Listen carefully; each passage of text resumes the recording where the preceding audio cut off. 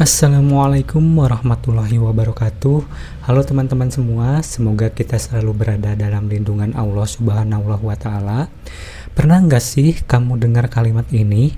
Pacaran dulu biar saling kenal, nanti kalau cocok baru nikah.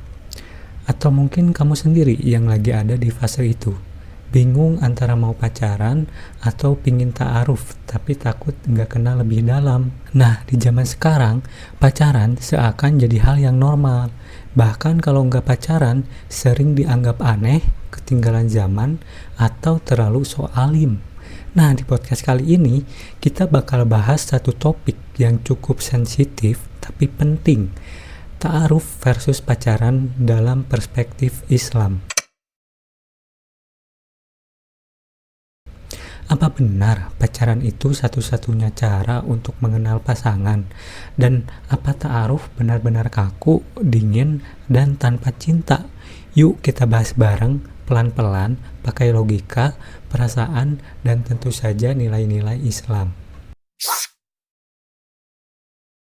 Pacaran hari ini sudah jadi bagian dari budaya, lewat media sosial, film, dan lingkungan sekitar.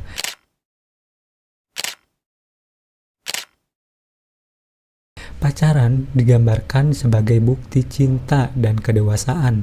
Katanya sih biar saling kenal, biar tahu sifat asli, biar enggak salah pilih pasangan. Tapi masalahnya dalam Islam, kita tidak hanya bertanya nyaman atau tidak, tapi juga halal atau tidak. Islam memandang hubungan laki-laki dan perempuan sebagai sesuatu yang suci, bukan sekedar urusan perasaan, tapi juga tanggung jawab dan batasan. Pacaran dalam pandangan Islam. Dalam Islam, pacaran tidak dikenal secara istilah maupun praktik. Yang ada justru larangan mendekati zina. Allah Subhanahu wa Ta'ala berfirman dalam Quran surat Al-Isra ayat 32. Dan janganlah kamu mendekati zina, sesungguhnya zina itu adalah suatu perbuatan yang keji dan suatu jalan yang buruk. Perhatikan kata mendekati, bukan hanya melakukan. Pacaran seringkali membuka pintu kepada chat intens tanpa kebutuhan, berduaan tanpa mahram, sentuhan fisik, keterikatan emosional tanpa ikatan halal. Walaupun niatnya cuma ngobrol atau enggak ngapa-ngapain, Islam tidak menilai dari niatnya saja, tapi juga dari proses dan dampaknya. Bahkan Rasulullah SAW bersabda, tidaklah seorang laki-laki berduaan dengan seorang perempuan kecuali setan menjadi yang ketiga. Hadis riwayat Tirmizi. Artinya, pacaran beresiko besar menjerumuskan pada hal-hal yang dilarang, meskipun awalnya terlihat aman.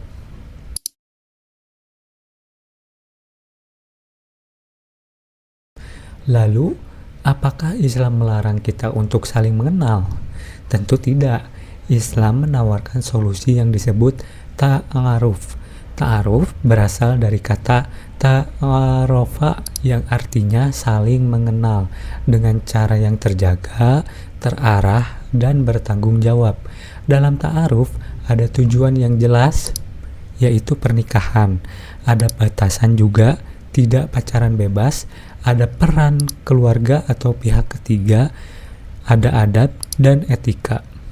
Ta'aruf bukan berarti menikah secara buta, tapi mengenal hal-hal penting seperti akidah, visi hidup, karakter, dan kesiapan. Kalau kita bandingkan, pacaran fokus pada perasaan, cenderung tanpa batas jelas, resiko maksiat tinggi, putus, nanti sakit hati, trauma, bahkan dosa. Sedangkan ta'aruf fokus pada tujuan, ada batasan syariat, menjaga kehormatan, dan jika tidak lanjut, tetap terhormat dan minim luka. Pacaran sering membuat kita terlalu larut dalam emosi sampai lupa menilai logika dan nilai agama. Sementara ta'aruf justru menunda perasaan agar keputusan yang diambil dengan kepala dingin dan iman yang jernih.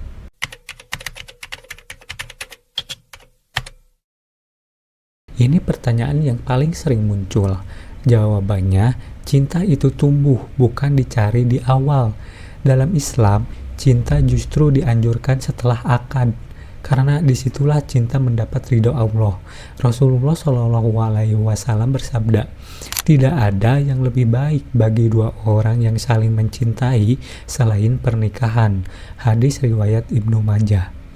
Ta'aruf bukan mematikan cinta, tapi menjaga agar cinta tumbuh di tempat yang halal. Teman-teman, Islam bukan agama yang melarang cinta, tapi agama yang mengatur cinta agar tidak melukai dan menyesatkan. Pacaran mungkin terlihat indah di awal, tapi sering menyisakan luka dan penyesalan. Ta'aruf mungkin terasa asing dan menantang, tapi ia menjaga kehormatan, hati, dan masa depan. Pada akhirnya, pilihan ada di tangan kita. Namun sebagai muslim, sudah sepatutnya kita memilih jalan yang tidak hanya membahagiakan hati, tapi juga diridhoi Allah. Semoga kita semua diberikan pasangan yang membawa kita lebih dekat kepada Allah, bukan menjauh darinya. Terima kasih sudah mendengarkan podcast ini. Mohon maaf apabila ada kekurangan. Wassalamualaikum warahmatullahi wabarakatuh.